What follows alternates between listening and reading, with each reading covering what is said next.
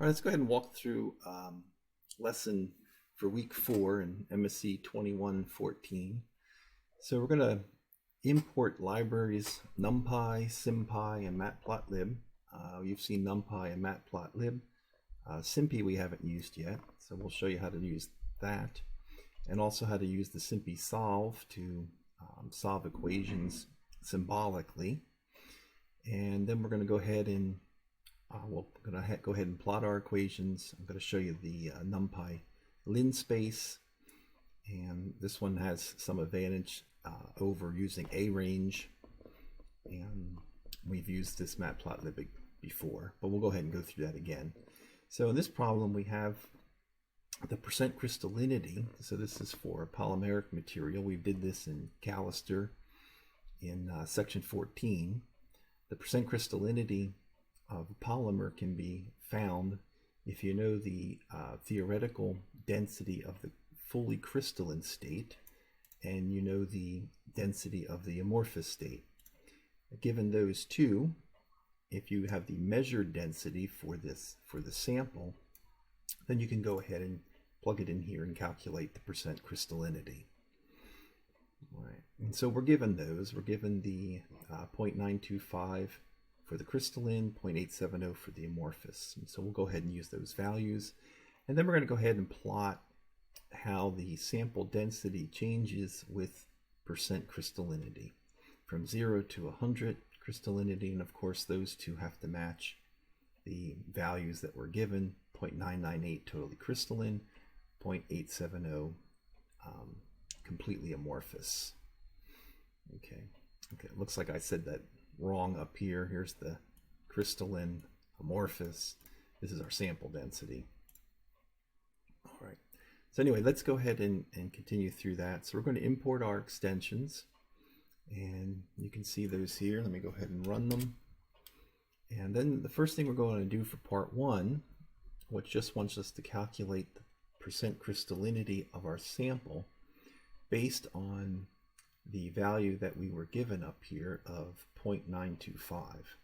And so what I need to do is just write a simple function for this equation, and then I can go ahead and plug in the 3 variables and have it kick out for me the percent crystallinity. So I'm not going to run through the whole thing because you have to do this for homework, but for example, I've already given you the start here, percent crystallinity. It takes the sample density, the amorphous density, and the fully crystalline density, and then it would return the value of this equation. And I'm just going to go ahead and type in just something random here. So this again is not yours, but you can type in the correct equation. I'm just going to go ahead and multiply all these together just for fun and have it return that. And so once you get your equation in there, then we would go ahead and use it. So we'll go ahead and type in crystallinity. That's my equation definition. And I'm going to type in, let's see, we'll go ahead and use the values that were given: 925, 870, 925, the amorphous, 870, and the fully crystalline, 998. Okay. So again, these are just given in the order in which I defined them in my function. And I can go ahead and run that, and it kicks out 0.803. And again, you're going to have to put in the correct equation here. But that's our simple definition and our simple function here that we can use. All right, for the next part, we want to plot the sample density for a given percent crystallinity. So what I need to do is I need to solve this equation here for the sample density, rho sub s here. Okay. You can do this by hand if you want. I'm going to show you how to do it symbolically using sympy, just so you know how to use that package in case you have a more complicated equation to solve. Okay. So, all right, let's go down here, and I'm going to need to import my sympy functions. Okay, We've already done that actually previously at the top. And then with sympy, I'm not going to do your equation. You can go ahead and write that. I'm just going to pick a different one. So let's go ahead and write the quadratic equation here. Let's just say I wanted to solve this equation. Then what I need to do with sympy is I need to define all the variables in this problem. So the a, the b, c, d, and x. I needed to tell sympy that these are all symbols. Otherwise Python is going to throw an error and tell me that there's no value. Python wants numerical values to do calculations. Okay, so go ahead and we tell it that they're symbols, and this is how we do that. We can list all of our different symbols that we want to use, and then we just go ahead and give it the same list in the same order. All right, so those are my symbols. And now we can use the solve command. Okay? And so we imported solve right here from the sympy solvers. We import solve. That's what we did up top. So we have solve available, just like we had symbols available for this. So we just do solve. Now the way the solver works is you put your function in here, and then you just tell it what variable you're solving for, in this case x. But when you put your function in here, notice I don't have an equal sign anywhere. It's assumed that what you put in here is equal to 0. So in other words, that just means that we need to go ahead and move the d from the right side of our equation over onto the left. Okay, so you can see that's why I've got it in here. And that's all you would do. So just make sure your equation equals 0, and then you just go ahead and put in that left side. And so I can run that solve command, and I get out my 2 answers for the quadratic. So this is what you would do for the sample density. You'd solve for the sample density. Once you get the equation for it, then you can go ahead and define a function that would calculate the sample density. In my case, I've got a function that will calculate the x value. So I just called it x solution. It's going to take a, b, c, and d as values, and it's going to return, and I just gave it the one root here to return. And so I just retype this in here with the square root. That's a numpy square root. And once I do that, then I can go ahead and just use it. So here is the x value for the case where a equals 2, b equals 9, c equals 5, and d equals 10. And it gives me 0.5. Okay, so now I can just keep using that solution, that function definition over and over again. So I can put in whatever I want here. Okay, it gives me a new solution. And so this is what I want to go ahead and plot. So I'm going to be plotting the x solution. You're going to have a definition written for the sample density. And so you're going to be plotting a sample density function. All right, so just to have something to plot, I'm going to go ahead and plot this x solution as a function of d. Okay, and d is the last value that I have in here. So I need to give it a, b, and c. So it has those values, and then all I need to do is pass d to it. All right, so I don't need to use a loop here. I could, if I used a loop here, then I could generate all of these x solutions by recalling this through my loop. But instead of doing that, and if I was to use an array instead of a list of d values, that's why I'm using numpy here. It's going to create an array, and I'm using linspace. Linspace is nice because I can give it a starting and ending value, and then I can just tell it how many points I want. So I don't need to even worry about the spacing between the points like I might in a range. I just simply tell it what the beginning and end is, and I tell it how many points I want, and it'll evenly space the points. So I'm going to create 20 points from 0 to 50. Since it's an array, I can simply call my function x solution and put that entire array in directly, and it will automatically, as an output here, go through the array and kick out all of my values, my x solution values. Okay, And this is the advantage of the arrays. They'll all go straight in. If I had a list of values here, they wouldn't. I'd have to use a for loop to put them in one by one. All right, so let's go ahead and we will separate this piece out just so we can actually see what this looks like. So let's see, first we'll go ahead and take a look at what D is. All right, let's see. So, all right, so here's my D value. So you can see it's going from 0 to 50.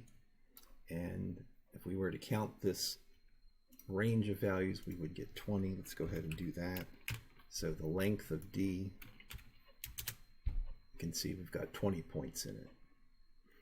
Okay, so those as an array then is just fed straight into this X solution. So let's go ahead and see what X solution looks like. And we get an array back with the answer for each corresponding D value that's put in. Okay, it's quite nice. Right. If I had a list of values here instead, so let's say that instead of having an array, I just simply had a list of values, and I tried to do this, I'm going to get an error. Okay, it doesn't know what to do with this list when I'm putting it in here. So then I'd have to do something like, I could say, actually let me go ahead and use a list comprehension loop, which is nice and compact. So let me get rid of this. All right, so let's say those are my D values. I could say X solution. I'm going to call my function, and I want to put in D values. So I'm going to say X solution, so this is what gets output, for D in, oh, this might get confusing. Maybe I shouldn't use D here. Let's call my list DD, give it something else. So now I'm going to go and I'm going to repeat this command for D, and D is taken from this list. This will then automatically run through and make a loop. Okay, and there we go. So that's the way we would do it if it was a list of values. Again, if it's an array using numpy, I don't even need to be bothered with this. It automatically will create a loop if it sees an array of values. All right, so once I do that, then I can just go ahead and use my regular plot command. So plt.plot, and remember I can use this shortcut plt because when I imported my plotting function right up here, I imported the plot function, which is matplotlib.pyplot, and I imported it as plt. That's my alias. Otherwise I'd have to type all of this before each plot command. All right, so I come back down here. We're going to go ahead and use the plot out of matplotlib, and I got to give it my X values, which are D, give it my Y values, which are the solutions, and then I tell it I want red points. Okay, so X, Y, and then I want red points. And notice with this plot command, it's perfectly happy with arrays of data. All right, so I'll go ahead and plot this X label. I'm going to use that command, my Y label here, and I'm also going to annotate this plot. So that's something new. So the annotate is just a way to put some text on the plot, and all I got to do is give it the text and also give it the position to put it on. And so the text that goes on, if I use dollar signs in here, then I've just told it to use markup language. And remember in our markup language that it will convert something like this to a nice X squared. So now I'm using the same markup language that I do in our markup cells. Okay, but I can do that straight in the annotate command, so that's nice. I got a lot of nice formatting I can use here. And then I just tell it where to put it, and that's by saying XY equals. and I'm going to give it 5, 2.5. So it comes over 5, goes up 2.5, and that's where it defines our function. So right here, I guess at the start is like 5 and 2.5. And I also gave it a color just for the heck of it. And then we put it all together with plot.show. And there we go. All right, so that's how you can use Annotate to put things in. In the last lesson, you learned how to do a horizontal line. So you would add that in here in one of these steps, because you're going to add 2 horizontal lines in this problem. And I think that's about it. That should get you through. You're going to have 2 annotate commands, because I think you're going to have to write in 2 different annotations. And you can put in as many annotation commands as you want. Okay, so you know, I could just put in, I can just go ahead and annotate and put in this. Maybe I'll put it over here at 40.5. So let's try that. So over at 40, and then 0.5, and there it is. Okay, so just as many as you want, you can just list in there and then show them together. All right, so that would hopefully will help you get through that part of the problem.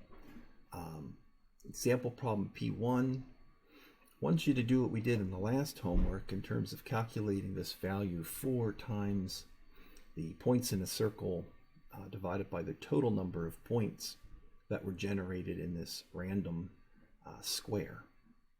Now you did this last time for, I believe, 1,000 points.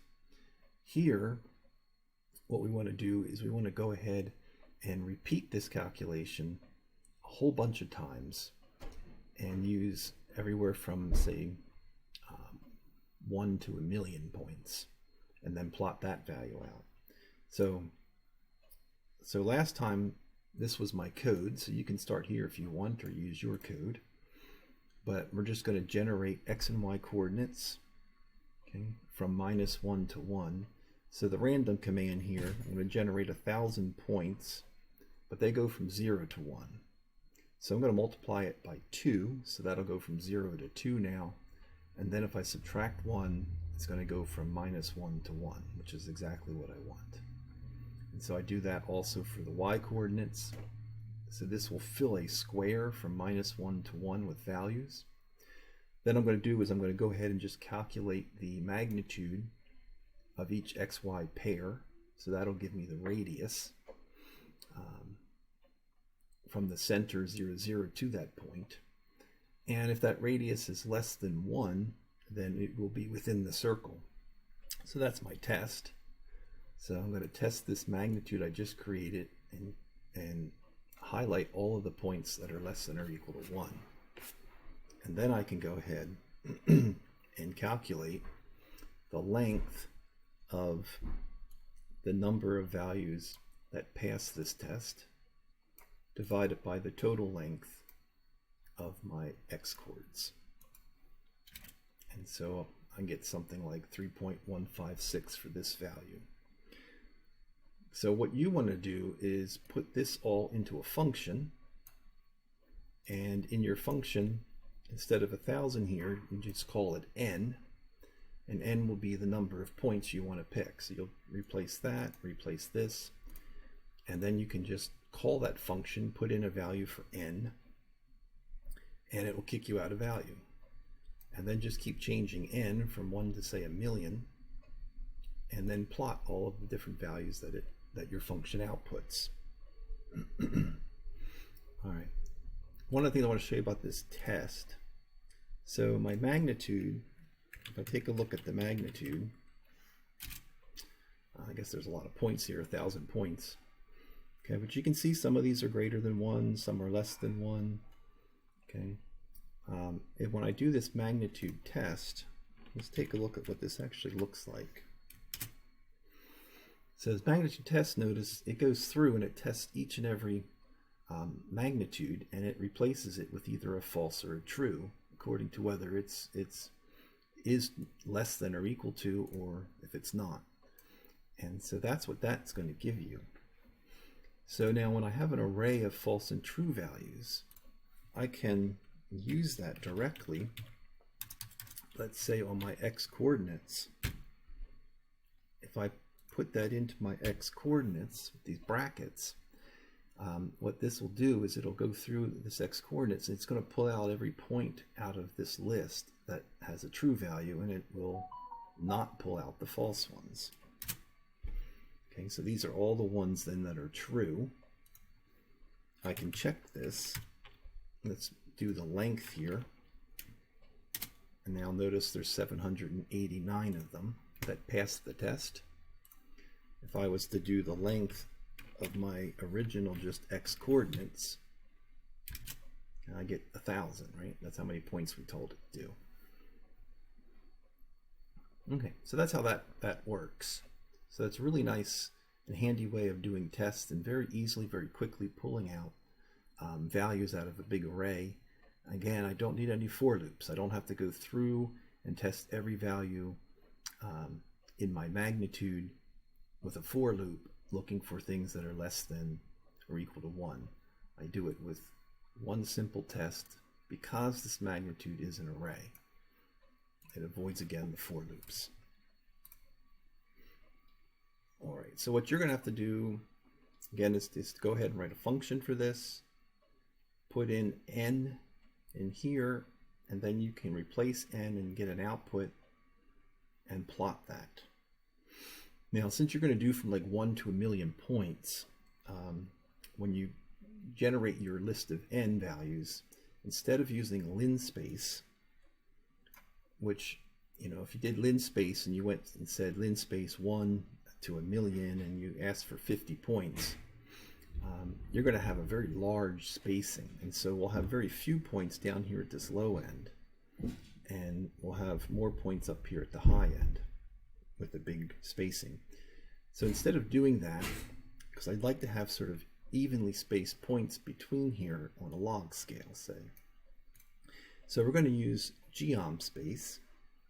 Okay. This will pull points evenly spaced on a log scale.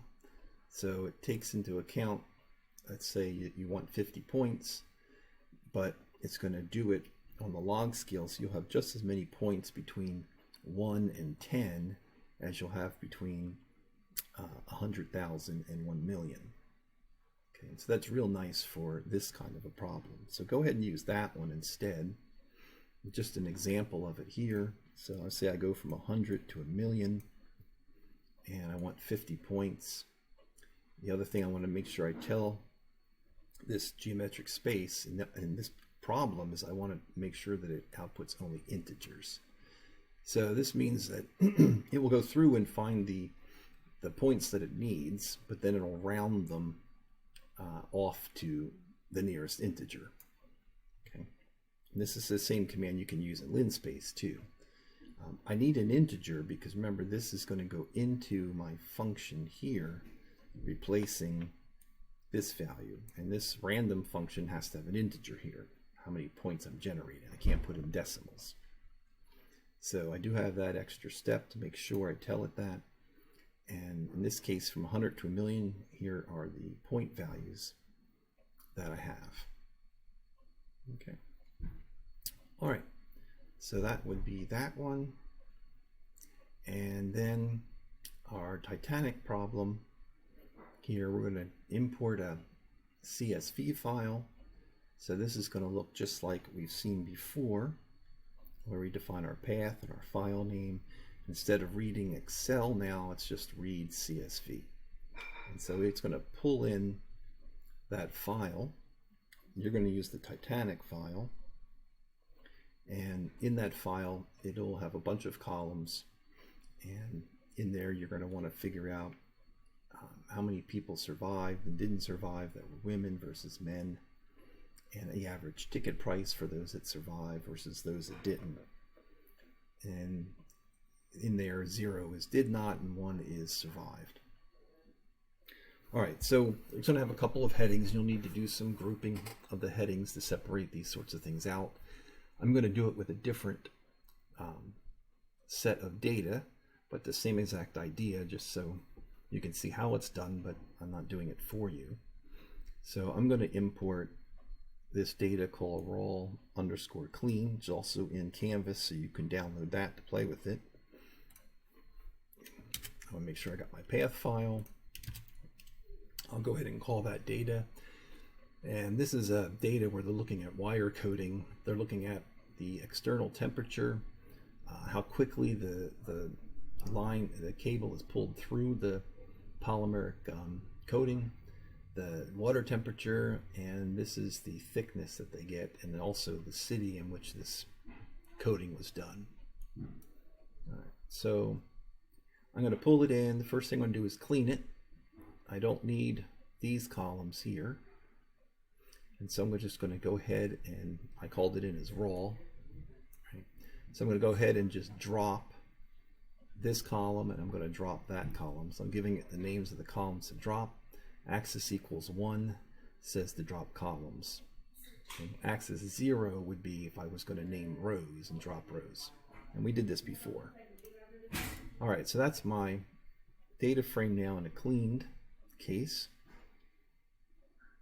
And next thing I want to do in this set of data, since I don't have a lot of repeating values, I'm going to go ahead and round off the external temperature and the line speed. I'm going to round them off. I'm going to change the external temperature to an integer essentially, and I'm going to round off the line speed to the nearest tenth instead of a hundredth. And that'll give me some overlapping values in these two. In your data, you won't have to do this because you already will have many overlapping values. You're going to have male or female, so you have plenty of values overlap there. You'll have survived or not, that's a 0 or 1. So I'm going to do this just so we have overlapping values so I can show you something similar to what you're doing. But it also shows you how you can treat your data and do some simple calculations. So I'm going to take my data frame. Okay, I called it DF now. When I drop these, better run it. And remember, there's nothing special about DF. This is just what I happen to call it. Sometimes people think this is, you have to do this. Okay, you call it anything you want, but I did call it DF. So now I'm going to take DF and I'm going to take column line speed. Okay, we already have that. And I'm going to take that line speed column, and then I'm just going to apply my rounding. So I'm going to round it to 1 decimal.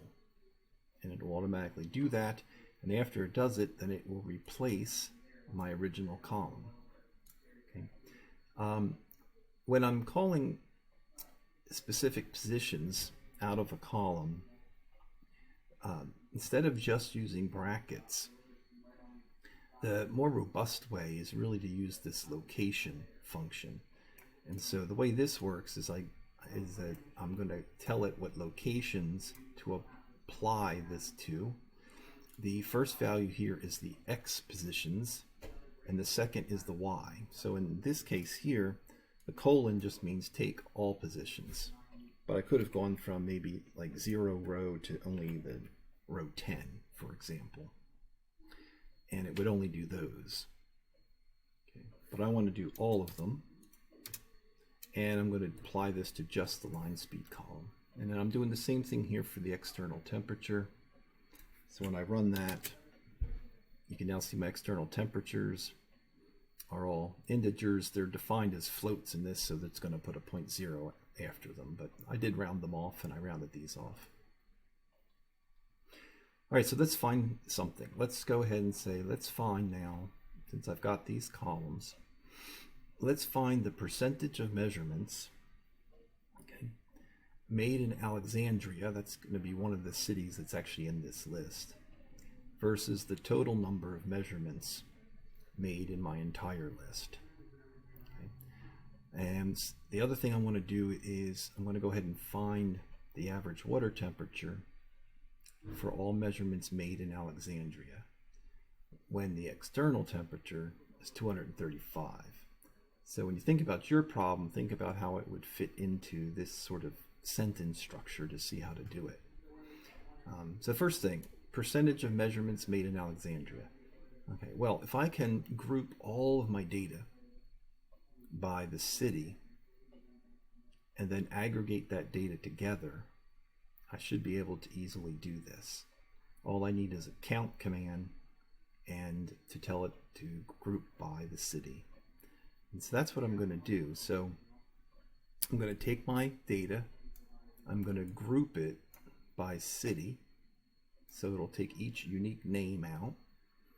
It'll group them together, the data, but then I have to tell it how to aggregate that data. So it wants one value out, and I'm going to tell it to count. So that means it's going to simply count the number of records in the measurements, water, line speed, external temperature for a given city name. And then I'm going to go ahead and show it to you. And so there it goes. So it went through, it grouped by city, so it found 4 unique names in the data set. And then it just counted how many records existed for the external temperature, line speed, water temp, and measurement. And of course they all have the same number here across this way because there's a record for each one of them. But you can see Alexandria has 5,520 records, and then if I sum these, that'll be the total number of records. And so that's how I can get my fraction. And so I can do that also with one of these aggregate commands. I'm going to take this table and I'm just simply going to do sum. So now it's going to go through and just going to sum all of these for each value. It does that, and here's my answer. Now this is just a series, it's no longer a data frame, right? Because I just have simply labels and a number. And so, and again, the sum of all these is going to be the same. So I have 9,997 records total. And out of that, my Alexandria is 5,520. And so I just need to divide those and multiply by 100 and get my percent number. Okay. So to access this one, I can again use that location command. I give it my X position. Okay, I'm not giving it a range now, I'm just simply giving it the name, Alexandria. Then I give it my Y, which is measure. And so that would be this point here, 5520. I'm going to go ahead and divide it by my total number of records and multiply by 100. I'm going to run that, run this, and there it is. So really nice way of taking a data set and collapsing it into some very useful information. All right, so another thing I could do, it wants the average water temperature, okay, for all the measurements made in Alexandria when the external temperature was 235. So I don't want the average water temperature for all the measurements in Alexandria, just for the measurements made at this external temperature. So what I'm going to do is I'm just going to go ahead and calculate the average in Alexandria for all unique external temperatures and then pull this value off. So how would I do that? So what I would do is I can go ahead and group by the city and the external temperature. Okay, both of them. So the city part gives me what I had before, Alexandria, right? My 4 unique names for the city. But then within each city, it's going to go through this external temperature list and group by any unique values in there. And you can see the 234, 235, and 236 are the unique values that exist in there, in the Alexandria records. And you can see the ones again for the others. And now what I want, I can just tell it to take now all the records that fell in this category, each of these, and give me the mean out. And so this then is the line speed for all of the records at 234 in Alexandria, and it has an average line speed of this. That's my mean. And I wanted it for 235 water temperature. So that's just 235 and my water temperature. So there's my answer, 26.99, well, 27. again, how do I grab this one? This one's unique in that it's got two group bys, so both of these are actually labels for this row. So Alexandria and 235 is the label for this row, and then the column is just water temperature. So I use that location command again, except I'm going to have to use these parentheses because this is defining a tuple. This defines my row again, Alexandria 235, and then my column, water temperature. And so there it is. All right. And then if I want a whole lot of control, we can do the pivot table. I'll let you sort of just look through this one. We're not going to have to use that in this class, but it is pretty nice in that you could do a whole lot of things if you just sort of think very carefully through what you want. This one does an index. That's kind of like my group by city and external temperature. And then the values that it's going to keep, and that's basically my columns, is the measurement, water temperature, and line speed. And then the function I'm going to use to aggregate. Okay, before I used count and I used mean. Now with this pivot table, I can actually say, well, for the measurement one, just give me the mean out. For the water temperature one, give me the minimum, maximum, and then the mean. For the line speed, give me the sum, give me the mean, and give me the size, or how many records. And so it'll do that, and it'll give me each of those aggregate functions instead of just one. So it's really, really handy, but it can be a little confusing. The group by I think is a lot simpler, and you can use that for everything we're going to do. All right, I think that's it.